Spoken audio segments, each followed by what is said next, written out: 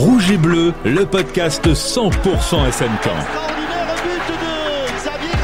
Une collaboration Sweet FM Ouest France avec la participation de Foot Normand. Un épisode animé par Joris Marin. Salut à tous, Rouge et Bleu, c'est un podcast consacré au Stade Malherbe-Caen, podcast lancé par la radio Sweet FM et par le journal Ouest France avec la participation de Foot Normand. On est déjà au 36e numéro. Dans ce studio, une recrue du SMC arrivée cet été au club, non pas un joueur, mais le directeur technique des Rouges et Bleus, Gérard Prêcheur. Bonjour et bienvenue, merci d'être venu jusqu'à nous. Bonjour, merci de m'avoir invité. Ancien joueur, ancien coach pro, passé par le PSG et ayant gagné de Ligue des Champions, pas au PSG, en même temps ça saurait, n'est-ce pas Gérard ? Oui, en effet, oui. C'est vrai, je n'invente rien, ce sont les faits. Pas, non. C'était à l'OL quand vous étiez avec l'Olympique Lyonnais, oui. Quand vous étiez sur le banc en effet de l'OL, c'était quelle année, 2016 ? Oui, je dirais 2015-2016. Ouais. Gérard, on va s'intéresser pendant environ une heure au projet des nouveaux actionnaires du SMC que vous incarnez. On va vraiment parler football, le tout en compagnie de médias locaux, de journalistes locaux que vous allez apprendre à connaître. Salut Mathieu Billot de Foot Normand. Salut, j'ai pas gagné de Ligue des Champions du coup, non plus. Même pas sur FIFA ? Même pas sur FIFA, ça fait très très longtemps que j'ai pas joué à l'ancienne. Est-ce que vous connaissez Foot Normand, Gérard ? Oui, on m'en a parlé. En bien, toujours. Ah, toujours. Ça dépend qui. Médias spécialisés qui traitent de tous les footballs dans la région, le foot pro et le foot amateur également, notamment la Coupe de France, Mathieu. Toi, tu aimes ça, la Coupe ? Et ce qui va réunir les deux mondes d'ailleurs, qui a commencé à réunir les deux mondes ce week-end d'ailleurs. À vos côtés également, Gaëtan Briard de Ouest France, responsable du service des sports de Ouest dans le Calvados et en Normandie. Salut Gaëtan. Salut à tous. Comme vous, Gérard, Gaëtan manage des hommes et des femmes avec une seule ambition, l'excellence. Ah, je croyais que c'était la Ligue des Champions, j'ai eu un peu peur. L'excellence. Allez, on donne le coup d'envoi de l'émission, c'est parti. Zou. On a déjà passé le tiers du championnat. Après 13 journées de Ligue 2, le Stade Malherbe est 14e sur 18 avec 14 unités, à égalité de points avec le Red Star, premier relégable, et à 8 longueurs d'Annecy qui est 5e. Gérard Prêcheur, l'équipe est-elle à sa place ? Je ne le pense pas. Je pense que les qualités intrinsèques des joueurs, le collectif qu'on est capable aujourd'hui, depuis 3-4 matchs, de proposer, nous laisse penser que le retard que l'on a est plus dû à une intersaison très difficile, complexe, et que concernant les valeurs de cette équipe. Oui, Gérard, pour rebondir sur ce début de saison, on parle effectivement que cet été mouvementé. Dans un club, classiquement, ça perturbe toujours des hommes, un vestiaire, à vos yeux ? Oui, il y a toujours une période de transition qui, je le répète, était complexe pour deux raisons. La première, c'est que nous sommes arrivés, je me permets de m'associer à la direction et aux actionnaires. Nous sommes arrivés, la saison était déjà bien engagée, puisque nous sommes arrivés fin juillet, début août, et qu'elle avait démarré, je dirais, juin pour tout ce qui est mercato, et juillet au niveau de la reprise. L'effectif était en place, tout était en place. Plus, l'autre difficulté, c'est que le mercato d'été, on le sait, se termine tard.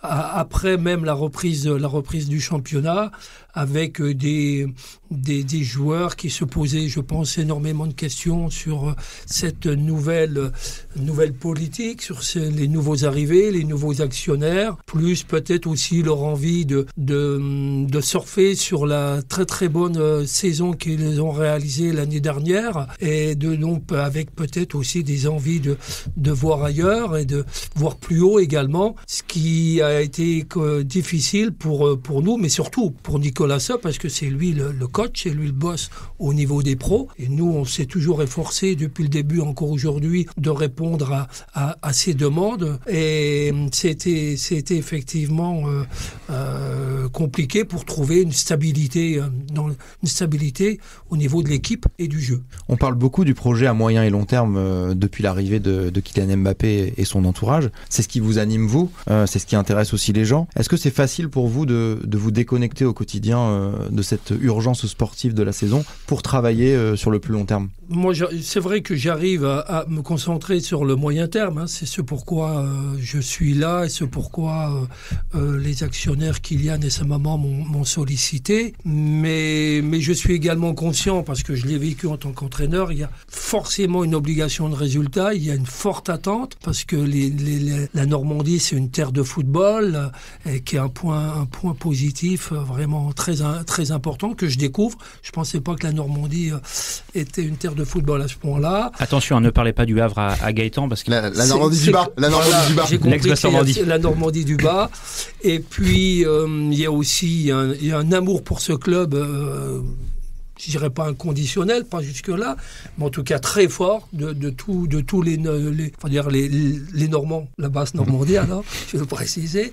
En tout cas, il y a un amour et forcément, il y a une attente. Si on peut ajouter le fait que le nom de Kylian est associé à cette nouvelle équipe, et puis bien associé, bien sûr, ça fait peut-être rêver tous les supporters, tous les amoureux du club, et peut-être peut y avoir un manque d'impatience, peut-être. Une certaine impatience, pardon. Justement, par rapport à cette équipe professionnelle, à ce secteur professionnel, vous jouez quel rôle aux côtés du staff, aux côtés de Nicolas Seub, aux côtés des joueurs? Une de mes principales missions, c'est dans toutes les composantes du haut niveau, je dirais, de s'approcher de l'excellence, et l'excellence, ça veut dire se rapprocher du meilleur. Donc, je dirais, concernant l'équipe professionnelle, c'est plus au niveau des structures que je suis intervenu avec aujourd'hui des exemples bien concrets. J'ai fait un audit rapide en fin juillet, mais surtout les premières semaines du mois d'août, en constatant qu'il y avait des domaines sur ces composantes où on devait faire des efforts pour se rapprocher du meilleur. Je peux donner l'exemple de la nutrition, qui était peu pris en compte dans le planning et dans la considération du club. Les joueurs prenaient un petit déjeuner de temps en temps avec le centre de formation. Aujourd'hui, le niveau, c'est pas ça. Donc, on a effectivement embauché un chef cuistot. J'ai eu l'opportunité de pouvoir solliciter un chef cuistot avec lequel j'avais collaboré pendant plus d'1 an au Paris Saint-Germain. Il a été intéressé par le projet. Voilà, aujourd'hui, la nutrition, la restauration est partie intégrante de la programmation hebdomadaire des entraînements et fait partie de la journée on va dire de travail d'un joueur professionnel. Il y a eu également la salle, tout l'espace indoor, où j'ai été surpris effectivement de manque d'espace qu'avaient les joueurs pour pouvoir faire l'activation, pour pouvoir faire toute la partie athlétique en salle. Donc voilà, on a vite mis en place un projet cassant quelques cloisons, et grâce à l'appui de la municipalité, à la réactivité de la municipalité, grâce aux entrepreneurs qui eux aussi étaient très motivés, parce que eux aussi amoureux du club. Voilà, c'est un projet qui est vraiment en cours de réalisation. La première étape est terminée. On est sur la deuxième étape. Et donc, un jour, ça va être superbe, ça va être très beau, surtout ça va être un outil d'entraînement très performant. J'avais aussi constaté qu'il n'y avait pas de suivi en live sur le plan de la charge d'entraînement, même en match. Donc voilà, c'est des efforts que nous avons faits. Nous avons investi dans une 60aine de GPS avec un responsable aujourd'hui de la performance. J'ai mis en place une cellule de performance avec un référent athlétique, un référent médical, un référent au niveau data, au niveau des données numériques, et ma présence, moi, en tant que directeur technique qui anime cette cellule de performance. Et donc, c'est à ce niveau-là que j'ai pu intervenir. Voilà. Sur le reste, je précise, voilà, il y a 2 décideurs au niveau du club. Il y a les pros, c'est Nicolas Seub au niveau des pros. Voilà, c'est lui qui décide qui joue, comment il joue, d'accord. Et toutes les personnes qui sont proches de lui, je dirais, nous sommes des aides à la décision. Le médecin va lui donner des informations sur l'état de santé des joueurs. Les préparateurs athlétiques et la cellule de performance vont lui donner des informations sur l'état de forme ou de fatigue des joueurs. Son staff technique va lui donner des informations sur le ressenti tactique, sur l'analyse de l'adversaire. À la fin, c'est lui. Et lui seul qui décide, c'est ça un coach, c'est comme ça que je le conçois, et je voulais pas qu'il en soit autrement au Stade Malherbe-Caen. Donc c'est lui qui décide qui joue et comment on joue. Et par rapport à moi, on discute, on échange, s'il me demande, je lui exprime mon ressenti sur le plan football, mais là encore, il a toute liberté. Vous parliez d'outils que vous venez de mettre en place. Combien de clubs de Ligue 2 disposent de ces mêmes outils sur les 18 ? Je pense beaucoup. Je pense que nous avions retard à ce niveau-là. Je pense que moi, je suis pas là pour porter jugement sur l'ancienne direction, mais je pense pas que c'était leur préoccupation. Les composantes du haut niveau, la formation qu'on va évoquer tout à l'heure. Ils avaient une autre politique. Je ne porte pas de jugement. En tout cas, c'est pas la nôtre.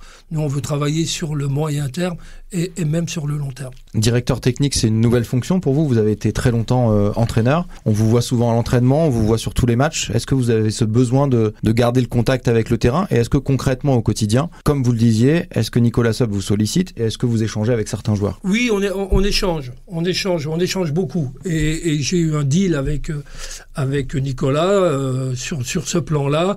J'ai considéré qu'il avait un staff qui était réduit et j'ai connu ce métier de coach où on se lève avec le football, on se couche avec le football 365 jours de l'année et que nos principales pensées sont orientées sur l'équipe, sont orientées sur le jeu, sont orientées sur les plans de jeu par rapport à l'adversaire. Et comme il a un effectif réduit, un coach assistant sur le plan technique qui est Patrice Sauvager, un responsable des gardiens de but qui est dit Costil.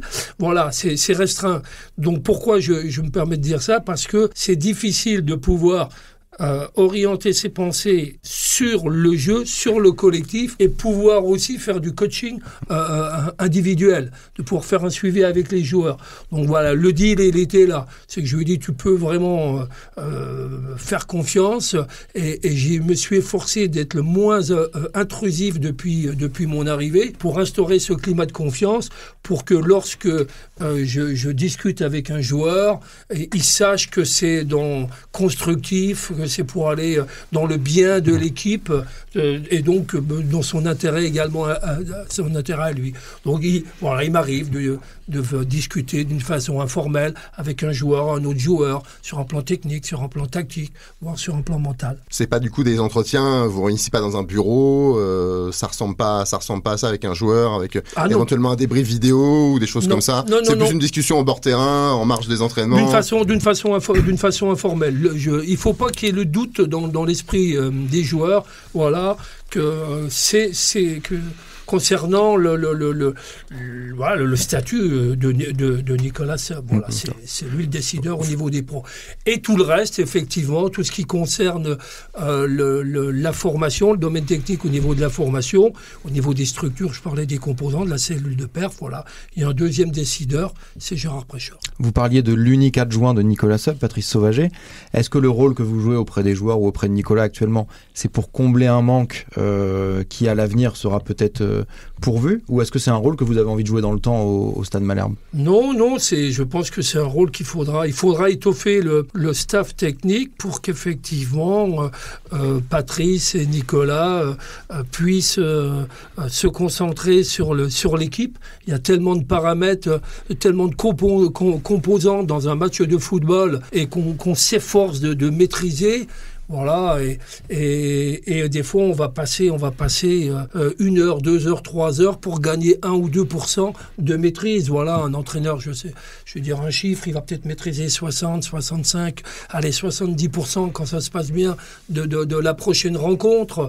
Et c'est vrai qu'ils sont 3 et c'est peu. On avait envie de vous demander initialement, c'est quoi une journée type de Gérard Précheur au SM Caen, mais c'est très très varié du coup. Aujourd'hui, oui, c'est très très varié, trop varié.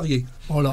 Je dirais que c'est vrai que j'ai la réputation parce que j'ai été, avant d'être entraîneur, j'ai été 14 ans formateur au sein de la direction technique nationale à Clairefontaine. Donc j'ai cette réputation de formateur, de bâtisseur, mais j'ai été plutôt pompier quand je suis arrivé parce qu'il y avait pas mal de feux à éteindre. Donc voilà, maintenant je suis plus dans l'opérationnel, même si je considère que je ne le suis pas encore assez Donc voilà, je me lève.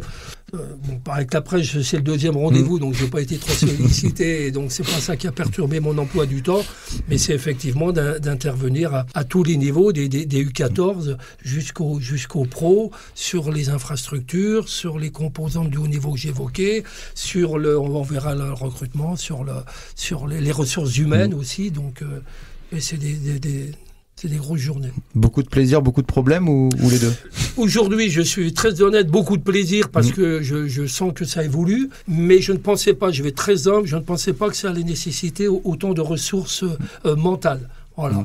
Je consacre la grande majorité de mon temps, et c'est ça un directeur, qui est dans quelques domaines que ce soit, directeur, c'est déjà pour régler les problèmes. Donc j'espère fortement, avec force et énergie, que les problèmes vont se réduire pour que je puisse prendre plus de plaisir à aller dans l'opérationnel, être plus proche encore des formateurs et du terrain. Est-ce qu'on peut revenir un petit peu sur ce que vous avez évoqué, la nutrition, les infrastructures? La nutrition, donc le chef cuistot qui a été recruté, ça se matérialise comment? Du coup, les joueurs prennent maintenant tous leurs repas en commun? Alors voilà, dès qu'ils prennent leur petit déjeuner déjà. Ce qui n'était pas le cas avant, du coup? Si, ils le prenaient, mais c'était pas peut-être aussi régulier. Ils le prenaient avec le centre de formation. Donc aujourd'hui, voilà, il y a un suivi nutritionniste dès le petit déjeuner. Il y a l'entraînement.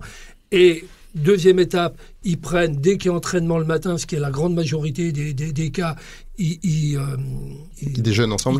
Ils déjeunent ensemble, là encore avec une qualité de restauration, aussi bien au niveau du goût, mais surtout au niveau de l'équilibre nutritionnel. C'est quoi le menu ce midi, parce que ça pourrait nous intéresser? Alors t'as pas de bol, c'est le lundi, le séance c'est l'après-midi, donc il n'y a pas de une petite dérogation. Non, là justement, avec la cellule de performance, on a décidé que le lundi, ce ne serait plus l'entraînement l'après-midi, ce serait l'entraînement le matin.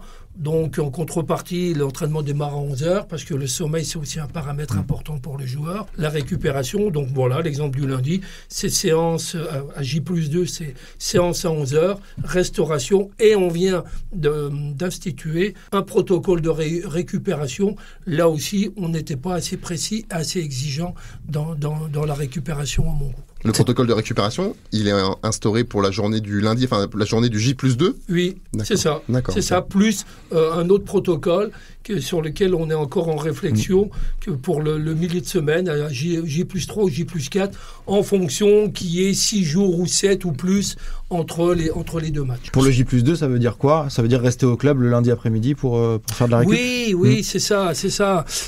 Mais je l'avais déjà évoqué, il faut qu'on évolue également sur ce plan-là. Je ne vais pas être désagréable avec les joueurs français, parce qu'en tout cas, ceux de Caen, ils sont super. Franchement, je prends énormément de plaisir à les côtoyer au quotidien. Il y a un bon esprit. C'est bien sûr que c'est plus difficile pour ceux qui jouent peu ou pas, mais malgré cela, il y a vraiment un bon esprit. C'est vraiment un plaisir de les côtoyer. Mais il faut qu'on comprenne que ce que on évoquait, nous déjà, à la DTN, il y a quelques années, footballeur professionnel, c'est pas un métier à mi-temps. Voilà, c'est pas je m'entraîne et puis le reste, c'est repos chez moi. Je suis un peu caricatural. Non, aujourd'hui, c'est un travail où on intègre ce qu'on vient d'évoquer, l'entraînement, bien évidemment, qui est le cœur de leur métier, mais la préparation, l'activation avant, le petit déjeuner, la restauration, la récupération. Voilà, aujourd'hui, ça fait partie de leur métier et ça ne peut pas être bâclé. Je rajoute qu'au niveau de la restauration, le must également, c'est que surtout pour les jeunes, mais j'ai vu que ce que prépare le chef, c'est tellement bon qu'ils arrivent tous avec leur petite boîte en plastique et comme ça, le soir, ils ont aussi leur repas, c'est prévu. Vous nous mettez préparé par le chef cuistot, il double les rations pour que le soir, surtout les jeunes, puissent, ceux qui n'ont pas un cordon bleu à la maison, puissent pouvoir avoir aussi une bonne restauration. Vous en profitez aussi, vous Gérard, vous en profitez un petit peu des talents du chef cuistot? Le déjeuner, oui, oui, avec le staff, oui, bien sûr, comme tous les employés du club. Nous, on est avec les pros et le reste du personnel avec le self au niveau du centre de formation. Est-ce qu'il faut doubler les séances d'entraînement ? On sait que certains coachs sont adeptes de ça. Jean-Marc Furlan en faisait partie. Il peut au ressenti du coach sur des domaines peut-être un peu plus tactiques, stratégiques, les coups de pied arrêtés, un peu de travail de compensation de jeu au poste. Mais on est quand même dans une période là actuelle où les joueurs ont repris début juillet. Il y a une fatigue certaine. Il y a les conditions climatiques qui sont moins bonnes. Donc le souci déjà, c'est que les joueurs ne subissent pas un surentraînement, mais qu'ils aient du peps pour le match du week-end. On parle beaucoup depuis tout à l'heure de choses de l'ombre que les gens ne voient pas beaucoup finalement. Il y a aussi une réorganisation des bureaux, le personnel administratif d'un côté, le personnel sportif de l'autre. En quoi est-ce que vos expériences dans des grands clubs comme le PSG et Lyon, sans faire du copier-coller, on imagine à Caen, mais en quoi est-ce que ça vous sert aujourd'hui pour imaginer ça ? Je rajouterais également presque surtout les 14 années que j'ai passées au sein de la direction technique nationale. Donc j'étais avec... je dois tout à Aimé Jacquet. C'est Aimé Jacquet qui m'a recruté, qui m'a intégré dans l'équipe avec tous les entraîneurs nationaux. Ensuite, voilà, j'ai côtoyé tous ces entraîneurs, Gérard Rouillet, et j'ai côtoyé également l'équipe de France, puisque pendant 5 ans, j'ai eu une opportunité exceptionnelle, d'une richesse extraordinaire, d'avoir comme mission parallèle à mes fonctions de directeur de l'INF garçons et filles, pour terminer, et responsable de la formation, j'avais une mission d'aller observer les adversaires de l'équipe de France. Ça a commencé avec Raymond Domenech, ensuite avec Laurent Blanc, même si je binômais plus avec Jean-Louis Gasset, que je connaissais bien, avec qui j'étais copain, et même après avec Didier Deschamps. Donc là, voilà, on est dedans, on est dans le haut niveau. Et donc les composantes que j'évoquais tout à l'heure du haut niveau, je les ai vécues, je les ai observées, je les ai analysées, et aujourd'hui, c'est à ce niveau-là que ça me sert. Bien sûr, à Lyon, qui est aussi j'ai eu l'opportunité extraordinaire d'avoir évolué dans 3 grandes institutions. La DTN, Lyon et le Paris Saint-Germain. Et bientôt même si au 4 avec Paris le Stade Saint-Germain, je dirais, j'ai plus appris à ce qu'il fallait pas faire que ce qu'il fallait faire. Mais je mets une petite boutade, mais c'est un peu vrai. Au PSG, courte expérience, une un peu saison. plus d'une saison, oui. Voilà. Une saison et demie. Pas tout à fait une non saison plus. entière. Donc courte expérience. Voilà, et quand j'ai constaté que je ne comprenais pas pourquoi le Paris Saint-Germain m'avait fait venir, puisqu'il ne m'écoutait pas. Donc, comme ce qui n'est pas le cas, j'étais persuadé qu'ils avaient envie de bénéficier de l'expérience que j'étais en train d'évoquer. Quand j'ai constaté que c'était pas le cas, j'ai dit ça sert à rien de rester à mon âge, autant rentrer chez moi. Vous parliez des ressources mentales que ça vous demande depuis votre arrivée ici. Quand vous avez posé le pied à Caen, la photographie que vous avez faite de ce club, c'était quoi ? Il y avait beaucoup de couleurs, c'était un peu grisâtre ? Non, elle était positive, parce que je découvrais effectivement cette terre football, qu'est la Normandie, le public. Un public, voilà, on arrive, et on constate qu'il y a plus de 10 000 abonnés. 10 300, je crois. 10 300 pour être précis. C'est exceptionnel. Le stade est magnifique. On a une opportunité d'avoir un stade, c'est une petite merveille. Donc non, voilà, c'est ça. C'est les côtés positifs. Voilà. Et puis après, voilà, on analyse les points qu'il faut améliorer. Petite question on parle beaucoup des ressources que ça demande, des ressources humaines. Aujourd'hui, il y a une case qui n'est pas remplie, c'est la fonction de directeur sportif, ce qui il n'y a pas de personne dans l'opérationnel du club aujourd'hui. Johan Odeline est sur le départ, qui occupait ce poste dans l'équipe technique précédente. Est-ce que le club compte s'appuyer à court et moyen terme sur un directeur sportif pour aussi compléter le puzzle du Stade Malherbe version Kylian Mbappé ? C'est impératif. Donc on a fonctionné en différentes étapes. C'était effectivement l'accent. La première étape, c'était les pros. Donc c'est pour gérer au mieux cette période de transition, à la fois au niveau des structures, mais également au niveau du mercato d'été, que vous l'avez constaté. On voulait aussi l'évoquer avec vous. Quand je disais que c'était complexe, c'était principalement à ce niveau-là. Des joueurs qui ne voulaient pas reprendre l'entraînement, des joueurs qui ne voulaient plus porter le maillot du Stade Malherbe, et qui ont même certains n'ont pas fait la préparation avec exigence et professionnalisme, et de ce fait qu'ils se sont blessés après parce qu'ils voulaient partir. Donc c'était une première étape. Ensuite, il y a eu l'étape, en ce qui me concerne, c'était vraiment ce que j'appelle, je suis redondant, les composantes, mais également la formation qu'on va évoquer je pense dans quelques minutes. C'était un grand chantier, parce que c'est pour ça qu'on en vient également faire un club formateur, ce qui est le cas déjà du Stade Malherbe-Caen, mais que nous on veut le hisser à un degré bien plus important que ce qu'il est aujourd'hui. Donc voilà les deux étapes. Et maintenant qu'on arrive à l'automne, je vais avoir un échange à 16h avec un call avec le président à 16h tout à l'heure. Oui, c'est pour cela, je les alerte, mais ils en sont conscients qu'il nous faut une cellule de recrutement. Alors il y a le cas de Johan Ödlin qui n'est pas encore réglé. D'accord ? Donc ça, c'est un paramètre qu'on prend en compte, mais il y a besoin d'avoir une cellule de recrutement pour les pros, mais également aussi pour les jeunes. Elle existe. Il y a 4 formateurs qui sont avec JB et qui bossent déjà bien, mais je vais être excessif, vous avez compris, je suis un passionné, je suis toujours excessif dans mes propos, mais on est à des années-lumière de ce que l'on doit faire aussi sur le plan du recrutement au niveau du Stade Malherbe. Oui. Vous aimeriez qu'il arrive quand, ce directeur sportif, dans un monde idéal? Alors, dans un monde directeur idéal demain, sportif ou pas directeur sportif, ou responsable d'une cellule de recrutement, une cellule de recrutement qui sera gérée par qui, on ne sait pas, ok, et comment elle sera organisée, mais là, il faut que... Maintenant. Ah oui, c'est maintenant. On sait que Kylian Mbappé aime bien s'entourer de gens de confiance. Vous en êtes un premier exemple au SM Caen. On a entendu parler du nom de Reda Hamache, le directeur sportif actuel du Red Star. Est-ce que c'est quelqu'un qui peut être susceptible de rejoindre le Stade Malherbe ? Il fait partie des profils sur lesquels le Stade Malherbe-Caen pourrait s'appuyer. Oui, absolument. Mais il est en fonction. Il est sous contrat. Il est sous contrat et ça se passe très bien. J'ai discuté quand on est allé jouer au Red Star. On se connaissait de l'époque lorsque j'étais en région parisienne et à Clairefontaine. Donc il est bien là-bas. Donc il est très très bien coté sur le marché des directeurs sportifs, que ce soit par son travail au Red Star. Il avait fait aussi un gros travail avec le Nîmes Olympique à l'époque. Tout à fait. Voilà. Il y a plusieurs possibilités. Mais là encore, c'est un poste tellement important. Il faut faire confiance à la direction et aux actionnaires pour prendre le temps pour ne pas se tromper. Mais vous serez partie prenante de ce choix. Mais ils me demanderont mon avis. C'est un autre métier. Ouais. Moi, j'ai été très clair à ce niveau-là. C'est un métier concernant lequel je n'ai pas les compétences. Voilà.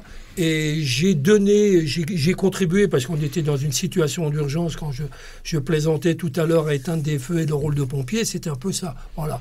J'ai assisté la direction et les actionnaires et je me suis impliqué dans le choix des nouveaux joueurs. Mais pour vous donner un exemple, pour vous dire que voilà, le faire en urgence, en s'appuyant sur des vidéos, c'est pas ça. Le niveau, c'est pas ça. Voilà. Donc vous avez donné, si on comprend bien, entre guillemets, un coup de main cet été dans la dernière ligne droite du mercato, parce que l'urgence de la situation faisait qu'il n'y avait pas vraiment le choix. Mais à terme... Au niveau des pros... On parle des pros là. Si on parle des pros, je donnerai, effectivement, si on me le demande, je donnerai mon avis. Ok, voilà. Par contre, on va en parler au niveau des jeunes. C'est moi qui déciderai. Voilà. Et juste au niveau de la cellule de recrutement des pros, on dépasse le cadre de la fonction du simple directeur sportif. Aujourd'hui, vous aimeriez qu'elle ressemble à quoi? Combien de personnes? Sur quel secteur? Je ne suis pas assez compétent pour pouvoir dire... Donc ça sera la mission du directeur sportif de mettre ça en place? Voilà, c'est ça, chacun son métier. Donc le directeur sportif, il aura une connaissance du football et il échangera, ou le directeur sportif, ou le responsable, enfin bref, le coordonnateur, je ne sais pas quoi. Peu importe son intitulé, peu importe du moment qu'il soit là. En tout cas, c'est les personnes qui constitueront l'équipe, on connaîtront le football et on pourra parler technique, ils pourront parler technique avec moi, et réciproquement, on pourra parler joueurs, profil de joueurs, parce que là aussi, on en parle au niveau de la formation, il y aura un profil de joueurs qui seront clairement définis pour l'avenir du club. Vous pouvez nous en dire plus là-dessus déjà ? Sur les profils de joueurs espérés par le club à l'avenir. Écoutez, ça va être en rapport avec les orientations de jeu avec lesquelles je suis arrivé fin juillet et début août, là, que je suis en train de mettre en place avec toute l'équipe du centre de formation. Est-ce que juste pour terminer un petit peu sur les pros, il y a un mercato qui arrive forcément en janvier, on en est mine de rien à peu près 1 mois et demi. Est-ce que vous espérez, est-ce que vous souhaitez que le club se montre actif durant cette période, alors, en lien avec bien sûr les souhaits de Nicolas Seub, parce que j'ai envie de dire que le mercato de janvier, c'est presque aujourd'hui. Non, mais c'est d'abord par rapport au souhait de Nicolas Seub, de Nicolas Seub et du coach qui ont été ciblés, et que effectivement à partir des besoins que je corrobore, déjà la direction et les actionnaires se penche sur la possibilité de répondre à ces besoins. C'est quoi la priorité ? Je laisserai Nicolas l'évoquer. On lui posera la question la prochaine fois. Oui. Il nous parlait il y a quelques mois de joueurs de vitesse, des ailiers de vitesse. Il vous l'expliquera mieux. Voilà. Chacun son domaine. Voilà. Plus généralement, on vous le demande à vous, parce qu'il n'y a pas encore de directeur sportif justement. Oui. Est-ce qu'il faut s'attendre à un mercato d'ajustement ou plutôt à un mercato d'avenir en vue du projet à moyen terme du club ? Ça, c'est les actionnaires qui vont le décider. Ce n'est pas mon domaine, mais tout le monde le sait aujourd'hui, c'est que la situation économique du club est bien plus difficile qu'on le pensait lorsqu'on a travaillé sur ce projet fin mai et au mois de juin, et encore plus en juillet. Alors, en juillet, on pensait que l'apport des capitaux de la société de Kylian était beaucoup plus pour le développement du club. Malheureusement, il est plus pour combler le déficit, d'où la longue période d'homologation de la DNCG. Ce qui peut retarder du coup potentiellement les capitaux à mettre dans les investissements du club. Donc là, il faut il faut poser ces questions-là au président. On parle de la formation ? Comme ça, il va être plus à l'aise, monsieur Préchard. Non, je suis à l'aise. Je l'ai trouvé pas mal à l'aise, moi. Il n'est pas en train de transpirer. Il faut être vigilant. Plus dans son élément. Si vous voulez, pour clore le chapitre, je l'ai occupé, cette fonction d'entraîneur. Et donc, on écoute, on est à l'écoute, même du président. Mais aujourd'hui, c'est un poste qui est tellement aussi dévalorisé que je souhaite que Nicolas Seub on puisse lui créer le contexte le plus favorable pour que lui performe, pour que l'équipe performe. Voilà. Et ce que je n'appréciais pas lorsque j'étais entraîneur, je ne vais pas lui faire subir aujourd'hui. Voilà, ça se résume à ça. J'ai une petite question qui va faire la liaison entre le pro et la partie formation. Je voulais connaître votre point de vue par rapport à la question des joueurs mis à disposition de la réserve. C'est quoi aujourd'hui la politique du club ? Je ne vais pas vous cacher que moi j'ai entendu qu'il y a certains joueurs qui refusaient de jouer avec la réserve.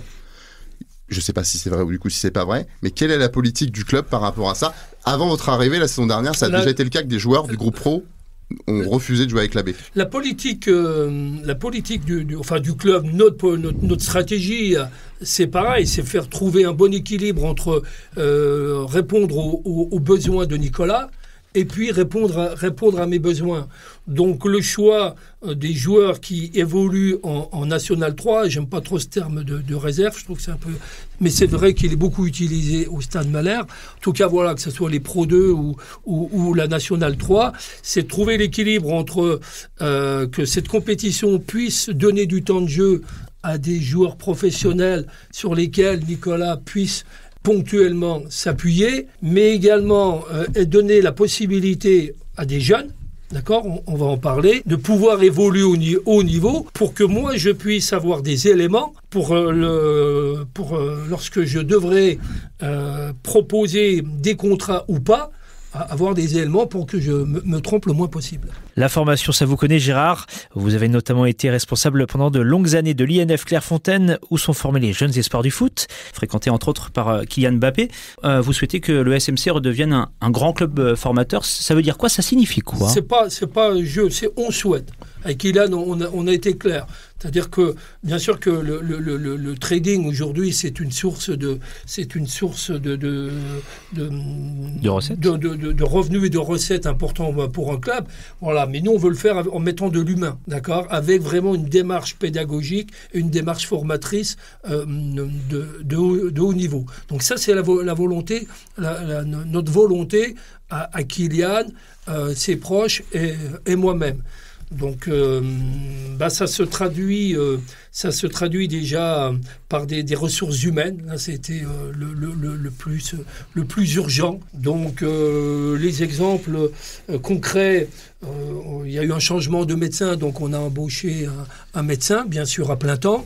Il y avait des manques au niveau du staff médical. On n'a pas hésité, on a embauché un nouveau kiné à plein temps qui vient compléter l'équipe. Ils sont aujourd'hui un médecin à plein temps au niveau de la formation, 2 kinés à plein temps et deux vacataires. On a embauché 2 analystes vidéo parce que je considérais que c'était indispensable pour accompagner les joueurs, les jeunes joueurs, et leur permettre effectivement de pouvoir agir mentalement et de s'impliquer dans leur formation grâce à la vidéo et aux statistiques. On a embauché un entraîneur de gardien supplémentaire, un ancien du club d'ailleurs, Frédéric. Et puis on a embauché également un autre ancien du club, Laurent Léjean. On est pour assister Mathieu Ballon au niveau des 17 et des 16 ans et faire le lien avec la préformation.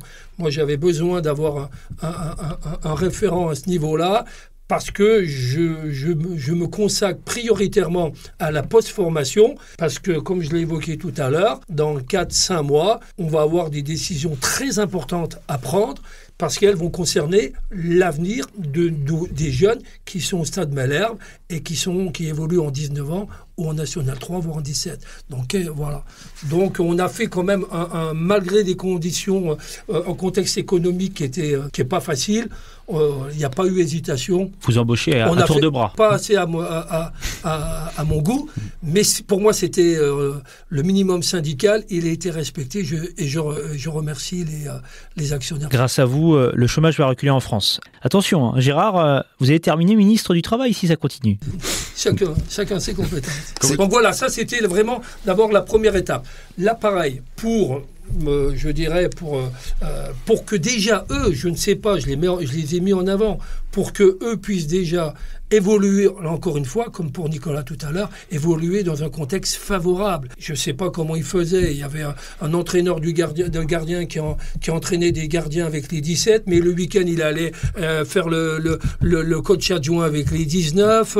Ils avaient un planning de folie et c'était pas un contexte, en tout cas, favorable. Ça, c'est des moyens humains très concrets, effectivement, depuis votre arrivée. Le nerf de la guerre, ça reste l'argent, même chez les plus jeunes dans le football. C'est un secret pour personne. Le club avait fait le choix depuis quelques années d'en mettre très peu sur la formation. Est-ce que dans le projet de Kylian Mbappé, il y a cette envie aussi de remettre des moyens financiers pour, malgré l'attrait du club sur plein d'éléments, ne plus avoir le 4e, entre guillemets, ou le 5e choix, mais arriver à avoir des jeunes de premier plan au Stade Malherbe? Alors là, notre volonté, elle est claire, elle est précise. Nous voulons donner envie aux jeunes, aux meilleurs jeunes de nos territoires, à venir au Stade Malherbe quand, non pas pour des motivations et des intérêts financiers, mais par rapport à la qualité de la formation que l'on va dispenser aux jeunes, la formation sportive, et je vais vous l'expliquer, mais également le suivi et l'accompagnement des 2 autres axes, 2 autres projets. On arrive avec un triple projet, c'est un centre de formation de clubs professionnels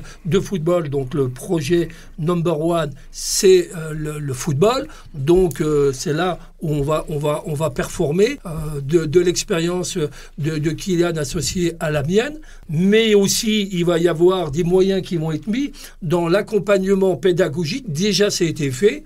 Il y a déjà une belle équipe qui fonctionne bien avec Marion, la responsable administrative. Mais déjà, il y a eu un emploi une personne qui est embauchée à plein temps pour l'accompagnement scolaire.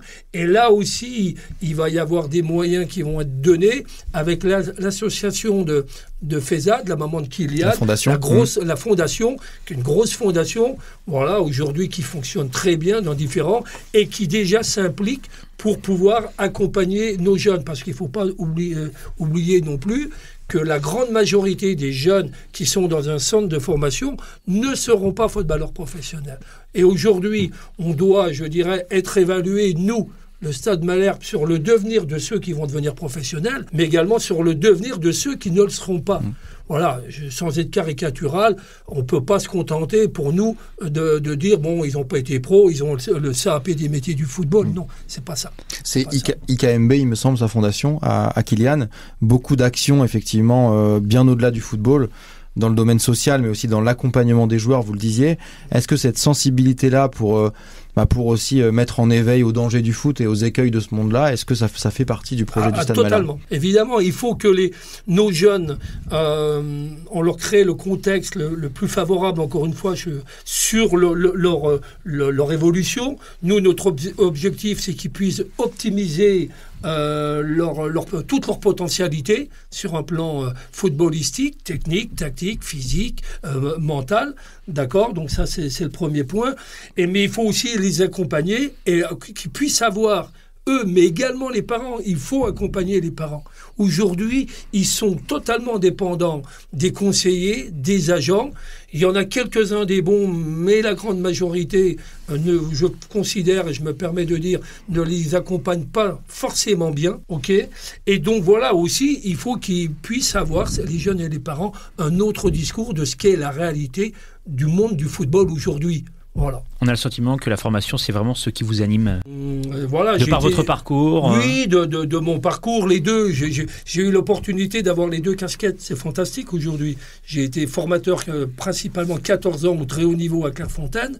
Et puis, j'ai été entraîneur aussi. Donc, je dirais prétentieusement, c'est cette association de compétences que j'ai le plaisir, l'opportunité de mettre en acte ici au Stade Malherbe. Voilà. En quoi concrètement le jeune pensionnaire du centre de formation de Malherbe, il sera formé différemment aujourd'hui et demain qu'il ne l'était par le passé, sur et en dehors du terrain? Je peux pas, c'est difficile de répondre à cette question parce que je ne sais pas comment il était formé avant. Voilà. Alors, comment il sera formé demain? Voilà, comment il va être formé aujourd'hui? Je reformule. Non, mais c'est...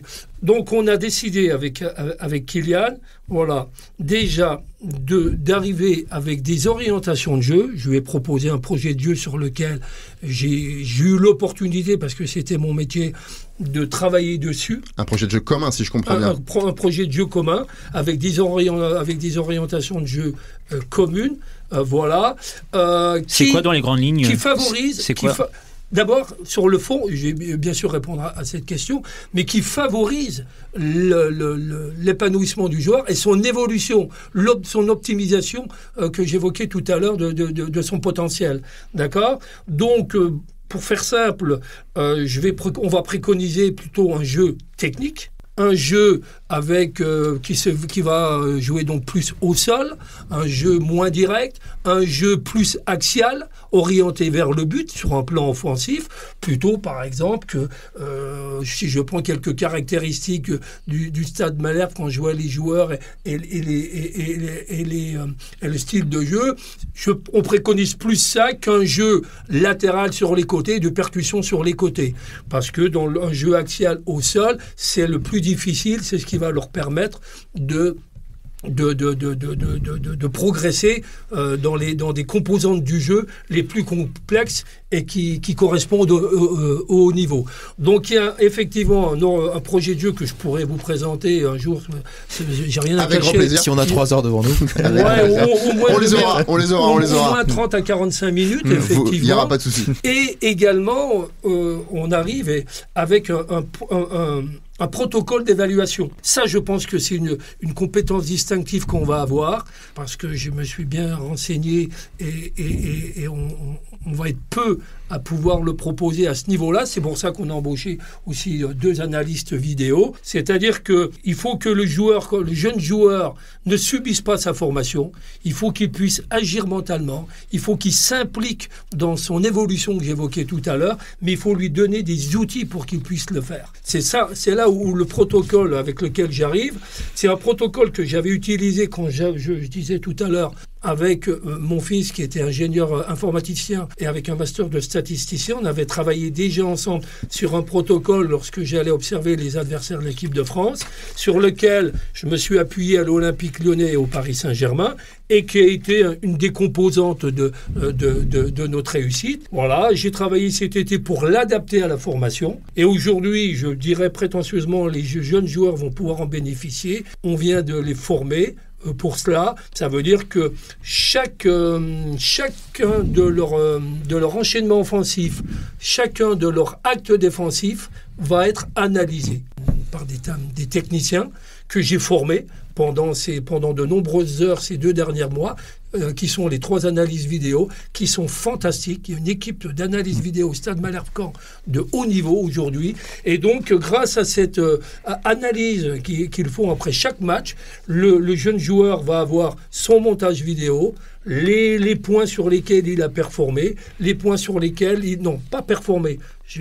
C'est une erreur importante. Les domaines sur lesquels il a été efficace et les domaines où il n'a pas été inefficace. Il y a cette notion d'efficacité qui est propre au match et il faut qu'il l'intègre. Donc voilà, après chaque match, il aura un bilan statistique, tactique, sur son degré d'efficacité dans toutes les composantes du jeu. Et il aura également les montages en corrélation, les montages vidéo. C'est un peu un travail de journaliste, ça, Gérard. Les datas, les stats. Non, c'est un travail de technicien qu'on s'est approprié. Copié par les journalistes. C'est plutôt l'inverse, je dirais. Non, mais je vais pas dénigrer les journalistes à ce niveau-là. Je serais trop mal. Je veux simplement dire que c'est au-delà. Je dirais que les journalistes et que quels qu'ils soient ou les diffuseurs ont beaucoup évolué dans le domaine des stats, mais la plupart du temps, même s'il y a une petite évolution, c'est sur des stats plus quantitatives. Moi, je suis sur vraiment des stats qualitatives. Voilà. Ce projet de jeu que vous évoquez, pour le résumer, vertical, technique, au sol, il va forcément impacter la nature des profils que vous allez recruter dans les années à venir, j'imagine. Absolument. Principalement, je dirais, dans le profil des joueurs du milieu de terrain. Principalement. Il nous faut tous les types de profils. Il nous faut des défenseurs athlétiques et rapides pour le haut niveau. Et voilà, il nous faut de la percussion sur les côtés. Voilà, il nous faut des attaquants aussi rapides. Mais il nous faut, concernant la ligne intermédiaire, ce qu'on appelle à l'époque des footeux, des joueurs qui ont une bonne connaissance du jeu, une bonne connaissance tactique, une bonne lecture du jeu, une capacité à voir vite et avoir les moyens techniques de faire le lien entre les lignes. Là, il nous en manque au Stade Malherbe. J'en ai découvert 2, 3 ou 4. C'est pour ça que Gabin, par exemple, a intégré les pros et a fait sa première apparition, je crois, contre Chartres. Samedi. Gabin Thomé. C'est le type de joueur qui vous plaît, du coup. Gabin Thomé, on le cite. Pour ce projet de jeu. Pour ce projet de jeu, pour le milieu de terrain. Voilà, ce profil-là ne va pas correspondre à un poste d'arrière latéral. Mais ce type-là, on doit en avoir au moins 2 ou 3 par année d'âge. Il y a des premiers joueurs version Kylian Mbappé, version projet Kylian Mbappé qui arrivent prochainement, que vous avez déjà recruté. Il y a une liste, oui. Moi, j'en ai vu. Et donc, il y a la cellule de recrutement qui a été alertée par ces profils-là. Là, on a un peu plus de temps. Je veux dire, on a un peu plus de temps et il faut aussi que je maîtrise aussi toute la réglementation par rapport au contrat d'aspirants, qui on a le droit d'accueillir, qui on n'a pas le droit. Mais il y en a des bons footeux, il y en a partout. Partout, en Normandie, en Île-de-France. En Normandie, voilà. Le bassin de recrutement, il est là. Ce qui est important je dirais pas que je vais pas recruter en priorité des Normands, d'accord. Mais par contre, je vais prendre comme critère de recrutement des jeunes joueurs qui sont proches du club. D'accord ? C'est pas la même présentation. Ça veut dire que pour qu'ils ne puissent pas pour qu'on puisse déjà lever la problématique du déracinement sur le plan familial. D'accord ? Donc, bien sûr, ça va être dénormant. Mais pour moi, je ne veux pas faire du communautarisme, c'est d'abord le critère de bien-être qui va être. Et donc, la Normandie va être le premier bassin d'accueil ou de recrutement pour le Stade Malherbe. Et l'autre bassin, c'est la région parisienne. Pourquoi ? Parce qu'il est important, mais surtout parce que les parents vont pouvoir venir voir jouer leurs joueurs régulièrement, je dirais, le week-end. Ils vont pouvoir récupérer leur enfant régulièrement et facilement pendant les périodes de vacances, donc pour garder l'équilibre familial, qui est important. Est-ce que dans le discours auprès des parents et de l'entourage familial, le fait que le nom de Kylian Mbappé soit associé au SM Caen, originaire de Bondy avec tout le parcours qu'on lui connaît, est-ce que ça doit servir les intérêts du Stade Malherbe demain dans le recrutement de jeunes joueurs ? Évidemment. Alors il y aura pas que l'aspect de l'image, d'accord ? Il y aura pas que l'aspect que je dirais, de l'image qui aujourd'hui est important dans notre société actuelle pour vendre entre guillemets un bon produit. L'image est importante. Il y a cette image-là, mais il y a surtout son expérience à lui et de ses parents. Il a 2 parents fantastiques. Voilà, on parle souvent de Feza, mais Wilfried également, son papa, il a toujours été bien encadré. Donc eux, ils connaissent son parcours. Et du parcours de Bondy, comme vous l'évoquez, du milieu amateur jusqu'au plus haut niveau. Et là aussi, ils ont besoin d'être accompagnés, les jeunes joueurs. Justement, pour éviter le déracinement, la maman de Kylian avait été à Monaco. Oui. Avait suivi son fils pour éviter ce genre de choses. Hein. Mais vous voyez que j'évoquais tout à l'heure la notion d'humain dans le trading. Un des premiers constats que j'avais fait et que j'ai transmis aux actionnaires pour les alerter, je leur ai dit, il faudra qu'on soit bien vigilant. Bien sûr qu'on va former des joueurs, d'accord ? Mais pas uniquement des joueurs de L2. J'en dirai un mot tout à l'heure, d'accord ? Important. On veut former du très haut niveau. Mais il faudra qu'on prenne notre temps. J'ai trop constaté de joueurs que les clubs font de la formation par obligation sur un plan économique, et dès qu'ils sentent qu'il y a une rentabilité possible, vont les vendre souvent à un club anglais, ok, mais souvent au désavantage du jeune joueur. Parce qu'un joueur, il y en a beaucoup qui ont été vendus, et je ne parle pas du Stade Malherbe, je parle des clubs français et même certains d'autres clubs peut-être européens. Parlons des clubs français. Et qui, une fois arrivés en Angleterre, beaucoup ne franchissent pas la dernière étape, et je pourrais vous donner des noms qui aujourd'hui sont en énorme difficulté. Donc le club a fait une opération économique peut-être intéressante, mais des joueurs, des fois, au dépend du joueur. C'est-à-dire quoi ? Que l'humain n'est pas pris en compte ? Voilà, et c'est cela. Là, on est clair là-dessus avec Kylian, Feza et la direction. On étudiera tout. Le bon timing pour effectivement sortir entre guillemets un joueur. Mais parfois il y a les joueurs aussi là vous dites le club, mais il y a les joueurs, on peut donner un exemple précis, je crois que c'est avant que vous arriviez, un garçon comme Andreas Utunji, que le club avait prêté la saison dernière à Rodez, qui a fait une bonne première saison, une deuxième bonne saison chez les professionnels, parce qu'avant il avait fait une à Orléans en national. Il n'a pas souhaité s'inscrire dans le projet, de l'époque du Stade Malherbe. Je crois que Nico Seub, sans trahir de secret, comptait en faire un titulaire de l'équipe. Lui a préféré rejoindre un club de 2e division anglaise. Donc il y a aussi la volonté du jeune joueur, de ses parents, de ses agents, qui y voient aussi un intérêt aussi économique et peut-être autre. Et ça, c'est pas toujours les clubs, malheureusement, comme il y a la durée de contrat qui est limitée. Souvent, les clubs sont pris à la gorge et leur dernier choix, malheureusement, c'est de vendre et ils n'ont pas d'autre choix quasiment. Non, mais vous avez parfaitement raison. Et on les retrouvera, ces situations-là. C'est problématique. Et on espère, avec notre stratégie, notre politique technique, pouvoir un petit peu les atténuer. Les inciter à rester, entre guillemets. C'est surtout le fait de les sensibiliser sur leur intérêt à moyen terme. D'accord. Donc ça commence très tôt quand même, je pense. Ça commence peut-être même 12, 13 ans, 14 ans. Oui, tout à fait. Et puis c'est peut-être aussi un problème générationnel. Oui, absolument. Et puis c'est aussi une problématique de discours qu'il aurait tenu. Il y a un club aujourd'hui que je ne citerai pas qui propose 200 000 euros un jeune joueur de U13. Voilà, on n'est pas dans cette politique-là. Parce que c'est pas forcément un intérêt pour le jeune joueur. Ça se confronte souvent à la réalité, effectivement. événements du football actuel. Est-ce que cette sensibilisation, vous avez essayé, vous, de l'avoir personnellement, ou Kylian Mbappé, avec quelqu'un comme Tidiane Gomis, qui n'a que 18 ans, qui a fait ses débuts en pro, mais que Malherbe risque quand même très fort de devoir partir libre en janvier ou l'été prochain? C'est possible, oui, mais je dirais que concernant Tidiane, je l'intègre pas dans notre stratégie. Il a été formé et bien formé par Nicolas et son équipe lorsqu'il était au centre de formation. Voilà, il a eu un parcours avec le Stade Malherbe. Il arrive en fin de contrat. Voilà, lui. Il va voir son intérêt. Oui, vous n'avez pas l'espoir de le conserver encore? Moi, si, évidemment. Même si c'est pas mon domaine de professionnel, ça fait pas partie de mes prérogatives. Mais oui, bien sûr. Petite question toujours sur la formation. Vous l'avez dit au cours de ce podcast, la formation, c'est vous qui décidez. Est-ce que demain, on peut imaginer, comme c'est vous qui décidez, que vous preniez la casquette de directeur du centre de formation? Ou est-ce que vous envisagez de travailler avec un binôme, j'ai envie de l'appeler ainsi, donc vous en tant que directeur technique, et un binôme à côté, un directeur de centre de formation, parce que vous estimez peut-être que le travail, la quantité de travail fait que il faut avoir deux têtes plutôt qu'une. C'est quoi un petit peu votre point de vue par rapport à ça? Mon point de vue, c'est qu'aujourd'hui, je souhaitais... Parce qu'aujourd'hui, j'ai la double casquette, d'accord, de directeur technique, et je suis directeur de la formation, d'accord.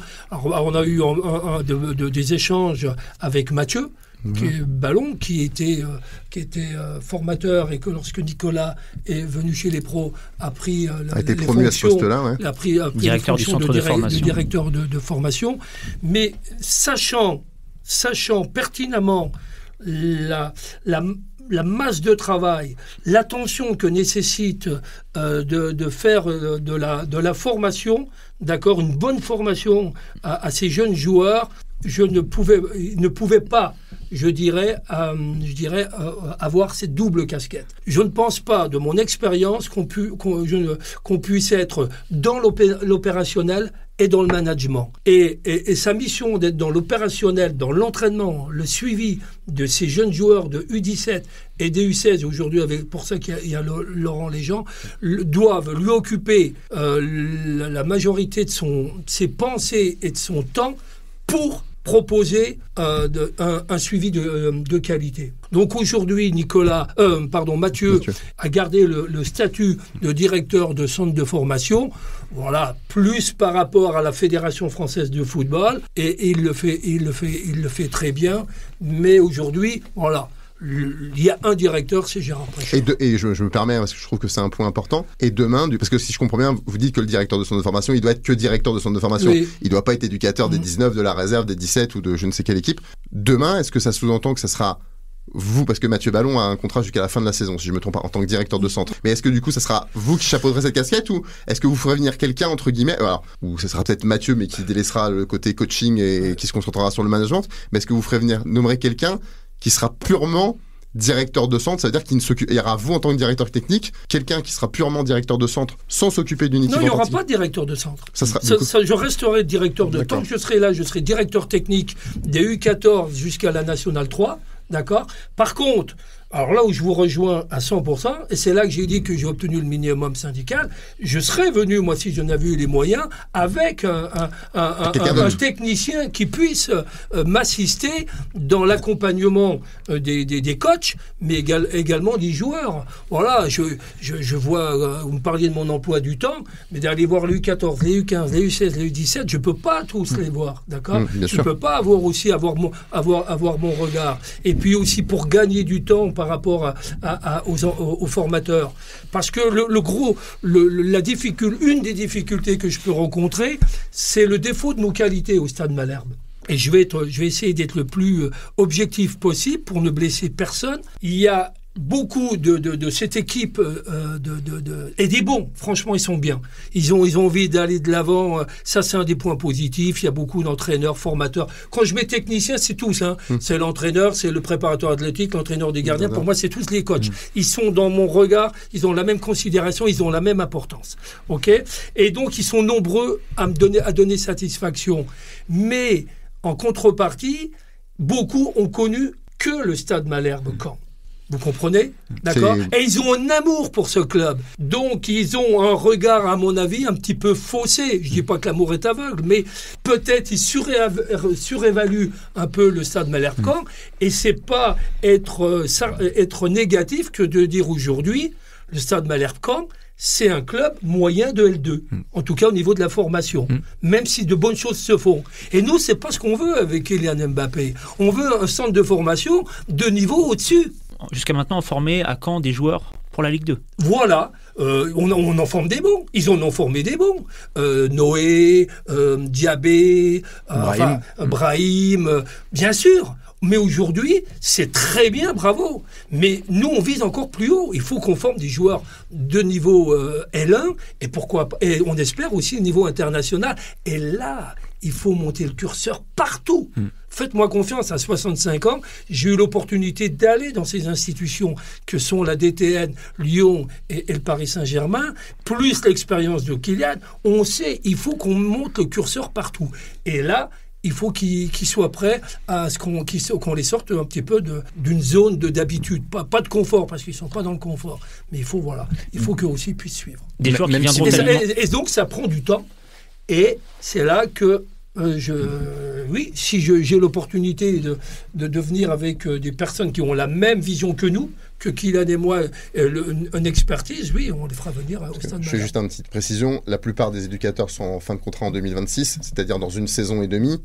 Donc on peut imaginer qu'il y a un renouvellement ou alors un ajout, peut-être plus un ajout d'ailleurs qu'un renouvellement de l'équipe technique du centre de formation dans les 2 années qui viennent, pour justement apporter peut-être des regards extérieurs, si je comprends un petit peu vos... Non, il y a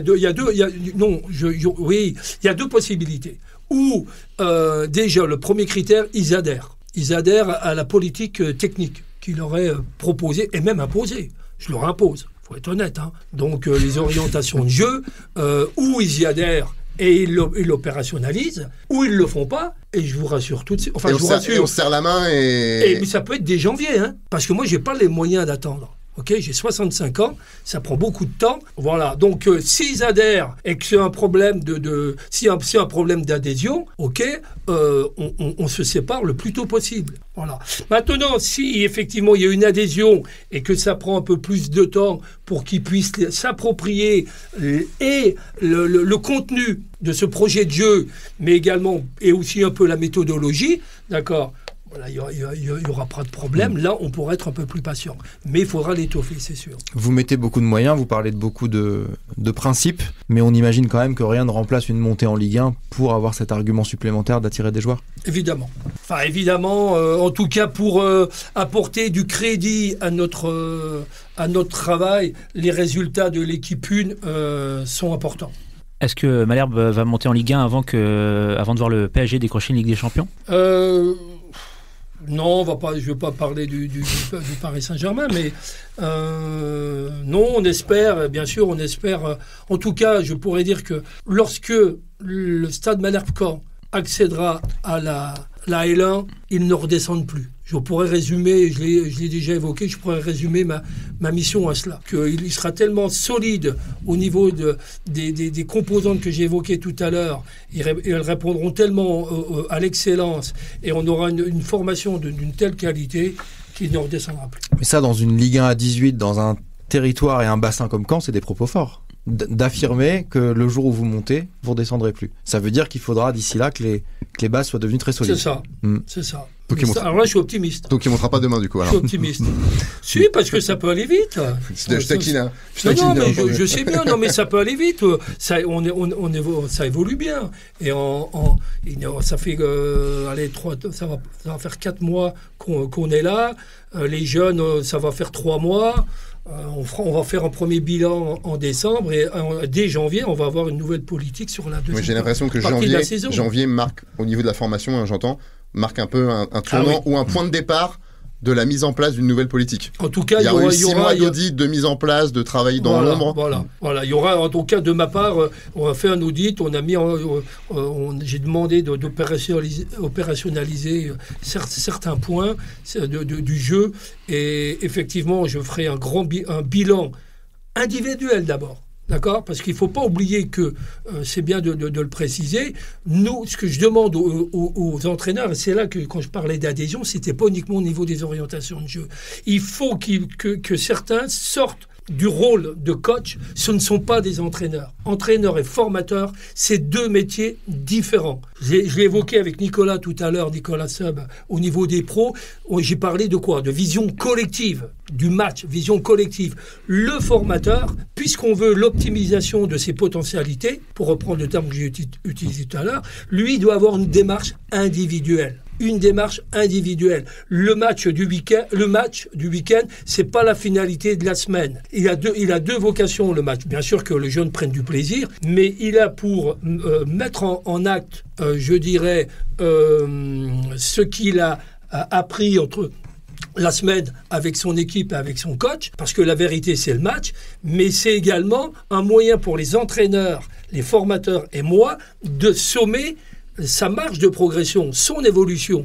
Donc là aussi, c'est un point important. Il faut des formateurs. Moi, je m'appuie sur des formateurs. C'est là que j'évoquais. Si je ressens qu'au mois de janvier, qu'il y a des entraîneurs qui privilégient, je caricature un peu, comment on appelle ça, l'aspect compétition. Oui, l'aspect compétition, pas les playoffs, mais enfin bref. Oui, la course au résultat. Au résultat ou autre. Non, je ne pourrais pas travailler avec eux. Vous nous parlez de choses très concrètes depuis tout à l'heure sur la formation, et on vous en remercie d'ailleurs. Est-ce que sur le projet de jeu des jeunes que vous avez évoqué, sur les profils de recrutement, est-ce que c'est des discussions que vous avez déjà eues avec Kylian Mbappé ? Est-ce qu'il manifeste une envie de s'investir là-dedans, ou il vous fait plutôt entière confiance ? On l'a défini ensemble. Moi, il le savait. Il m'a demandé deux choses, Kylian, quand je l'ai eu au téléphone.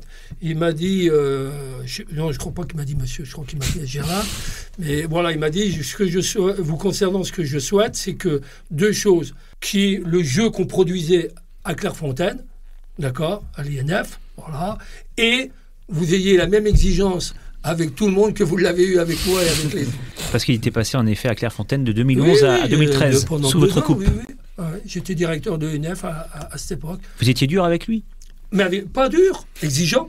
Voilà, parce que le haut niveau nécessite de l'exigence, mais pas que lui. J'ai eu à peu près à la même époque Marcus Thuram, Youssouf Fofana, Christopher Nkunku, 2 ans d'entraînement tous les jours. Un petit point toujours sur la formation. On a parlé tout à l'heure de cellules de recrutement chez les professionnels. Forcément, pour recruter les bons jeunes, il faut aussi une cellule de recrutement chez les jeunes. Elle a aussi réduite, j'imagine, pour des contraintes financières avant l'arrivée de la nouvelle équipe de direction. Donc il y a Djibi Diao, qui est un historique du club qui la pilote aujourd'hui, qui est principalement basé lui sur la région. Qui fait du bon travail. Qui est reconnu. Il est secondé par Jean-Louis Mendes, qui travaille lui principalement sur la Normandie, notamment aussi sur la Haute. Il y a Nasreddine, je crois, je me rappelle plus son nom de famille malheureusement, mais qui aussi. Est-ce que cette cellule, elle a aussi vocation à s'étoffer par entre guillemets des petites mains qui vont sur les terrains à droite, à gauche, parce que aujourd'hui, par des contraintes financières, plutôt hier, par des contraintes financières, ça avait été un petit peu arrêté tout ça. Bon, la crise de Covid avait mis un gros frein à tout ça. Est-ce que vous avez cette ambition-là aussi d'avoir des yeux un peu partout sur les terrains de Normandie, de région parisienne C'est pas un peu, c'est énormément. C'est énormément. Ça, c'est du gros boulot aussi quand même. C'est une énorme mission capitale, mais là aussi, qui nécessite un coût, un budget très important. Ça nécessite un budget important en ressources humaines, en déplacement, en restauration. Il faut, voilà, et ça nécessite beaucoup de moyens. Est-ce que aujourd'hui le club et les actionnaires, vu les difficultés du club, vont pouvoir répondre à ce besoin ? C'est la grande discussion. C'est par étapes aussi, j'imagine. Ça sera par étapes aussi. On peut pas tout changer du jour au lendemain non plus. Même si j'imagine que vous aimeriez bien. Moi, parce que là, ce n'est qu'une question de moyens. Enfin, moyens. Après, on peut trouver des hommes. Mais des moyens quand même assez importants. Demain, vous serez en concurrence avec quel club pour attirer des jeunes au centre de formation ? Ce sera Lille, Lens, Monaco ? En France, on est un bon pays formateur. Donc beaucoup de clubs professionnels performent au niveau de la formation. Le Stade Rennais, même le Havre, je sais que c'est le club concurrent, mais je pense pour connaître un petit peu le Havre, c'est marrant, c'est que c'est pas exactement, enfin peut-être sur la région parisienne oui. Mais en Normandie, chacun a un peu ses zones. Oui. Ouais. Moi je parle pas des orientations de jeu, je parle au niveau des structures. Aujourd'hui, les clubs professionnels, Lens, Lyon et j'en oublie, mais beaucoup, ils sont plusieurs à avoir de bonnes infrastructures. Mais il y a l'envie de les concurrencer. Les infrastructures, nous, on a un énorme problème, c'est les terrains. Voilà, on n'a pas de terrain qui correspond à nos ambitions. Ça, c'est en nombre et en qualité. Ça, mais il y a l'envie de les concurrencer, peut-être pas demain, mais après-demain. Ah évidemment. Bien sûr, les concurrencer, si on souhaite qu'ils viennent au Stade Malherbe et non pas au Stade Rennais, au Havre ou à Lens, ou les clubs que je viens d'évoquer, il faut qu'on soit meilleur qu'eux. Hein. Donc bien sûr faut les concurrencer. Bien sûr que ça, cette optique-là. Il faut qu'on soit meilleur qu'eux. On a dit beaucoup de choses. Énormément. On n'a pas écouté... Non, j'avais pas m'inviter. J'avais trop... si. Est-ce qu'on peut écouter Nicolas Sub concernant justement la formation, plus particulièrement concernant la première en pro de Robin Verhaeghe et de Gabin Thomé, c'était samedi à Chartres. Nicolas Sub. Oui, je suis content, je suis content pour eux. C'est des garçons qui étaient aussi la campagne en Gambardella, ça en fait 2 de plus qui participent avec les pros. Voilà, ça met en avant tout le travail des éducateurs de la formation. Ça met en avant que grâce à ces jeunes générations, le club peut exister aussi au plus haut niveau. Donc je suis content de mettre en avant ce projet-là, puisque je crois que sur le match d'aujourd'hui, j'avais 6 ou 7 joueurs participants qui ont participé à la finale de Gambardella. Donc c'est assez rare, donc il faut le souligner. Plutôt positif tout ça. Absolument, il a raison. Il a absolument raison. C'est un critère de qualité, bien sûr. Petite génération dorée sur cette génération 2004, c'est ça, si je me trompe pas, même Sidi Diamé 2006, lui. Et on peut juste, pour la parenthèse, un membre de cette génération, qui n'est plus au Stade Malherbe, est devenu international A hier soir, même si c'est pour une poignée de secondes, vu que Norman Bassett, malgré un temps de jeu assez réduit, j'ai regardé ça, à Coventry, a fêté sa première sélection avec les Diables Rouges. J'étais assez surpris, moi, de voir ça. J'avais un peu perdu sa trace. Mais preuve que c'était aussi un bon jeune de cette génération-là. Bien sûr, preuve que le Stade Malherbe-Caen a toujours été un club formateur avec plus ou moins de moyens. Sachez que 9 des 13 finalistes cannés de la Gambardella en 2022 ont évolué avec les pros du SMC. Rouge et bleu, le coup de gueule. On a une nouvelle chronique cette année, soit un coup de cœur, soit un coup de gueule. D'habitude, on est plutôt coup de cœur. Pas aujourd'hui, Mathieu Billot. Zoom sur la section féminine du SMC. Ouais, c'est un petit coup de gueule. C'est un petit coup de gueule. Chuchotant. Chuchotant. Non, c'est juste une petite réflexion. On a l'occasion d'avoir Gérard Précheur avec nous, qui possède une grosse expérience dans le domaine aussi du foot féminin. On l'a déjà dit, avec l'OL, avec le PSG. Alors, il n'est bien sûr pas du tout question de se comparer à ces clubs-là, qui ont des années-lumière d'avance sur d'ailleurs tous les clubs français en matière de foot féminin. Et c'est vrai qu'il y a une section féminine qui a été créée, qui a été lancée il y a quelques années, en 2019, 2018. Et je me faisais la réflexion ce week-end en consultant un petit peu les résultats, que j'ai un peu l'impression qu'elle est tombée dans l'anonymat aux yeux du grand public. Je crois que c'est un secret de polichinelle, hein. Il y a pas de moyens, pas beaucoup de moyens en tout cas mis. Alors c'est pas le fait de la direction actuelle, hein, c'était déjà le cas là sur la direction précédente. C'est des filles qui sont 100% amateurs, hein. À ma connaissance, elles ne sont pas du tout rétribuées, elles ne touchent pas un euro. Et quand je regarde, c'est très jeune, le foot féminin de toute façon, c'est très jeune dans les divisions. Je me demandais, est-ce que cette section féminine, elle fait partie du projet du Stade Malherbe? On va être cash, elle ne faisait pas partie du projet de l'équipe technique précédente, de l'équipe de la direction de l'équipe précédente. Elle continuait d'exister, mais parce que je pense qu'en question d'image, ça ne l'aurait pas fait de la fermer, ça aurait fait très très mauvais genre. Est-ce que même si c'est pas demain, parce qu'on a évoqué pas mal de choses et que ça demande de nouveau des moyens, est-ce que la section féminine, elle fait partie du projet du SM Caen version Kylian Mbappé? Oui, elle fait partie évidemment du projet. Je serais mal placé pour dire le contraire, de penser le contraire surtout. Mais c'est encore une fois, vous l'avez évoqué, c'est une question de moyens. Aujourd'hui, les moyens ont été donnés concernant la section féminine plus à l'encadrement. Voilà, des personnes que je connais même pas, qui y a des partenariats et des contrats qui sont faits avec des prestataires extérieurs au club, ouais, qui gèrent la section féminine. Ce qui peut un peu interpeller d'ailleurs de mon point de vue. Ce qui m'a énormément interpellé, donc il faut déjà bien la réintégrer dans le Giron Club et bien gérer tout cela. Mais aujourd'hui, comme vous l'avez évoqué, elle est amateur. C'est une section sur le plan structure et fonctionnement. Elle a un mode de fonctionnement amateur. Aucune des joueuses ne perçoit la moindre indemnité. Donc, j'ai alerté assez rapidement le président pour savoir. Il m'a demandé de... Ce que je veux dire, c'est qu'une question de moyens. On a le droit aujourd'hui, si on veut vraiment la rendre professionnelle pour accéder à la D2, on a le droit à 8 contrats fédéraux. Aujourd'hui, il y en a 0. Donc, 8 contrats fédéraux, faites le calcul, le SMIC est un petit peu plus. Avec chargé, on ne doit pas être loin des 250 000 euros. D'accord. À la saison, à l'année, ouais. Voilà, donc c'est pas anodin. Donc, voilà, c'est des choix économiques. Donc, le président, il était très clair, il m'a dit il y a 15 jours, 3 semaines, Gérard, laisse-moi 2 mois, il faut qu'on trouve un ou deux gros partenaires pour qu'en janvier, on puisse lui donner un nouvel élan. Spécifique à la section féminine. La section féminine, là, j'évoque que là, vous me posez une question. Décidément, le mois de janvier sera un mois important. Hein. Vous avez débuté la nouvelle année avec plein de choses à faire, plein de dossiers chauds. On va voir, j'espère avec beaucoup de bonnes nouvelles, mais encore une fois, comme on disait mes parents, l'argent c'est le nerf de la guerre, donc c'est encore cela aujourd'hui. Malheureusement, les féminines, les filles de Chloé Charlot qui ont perdu ce dimanche 17 novembre 2-0 à la maison face à Vendée-la-Roche en Détroit. 11e sur 12.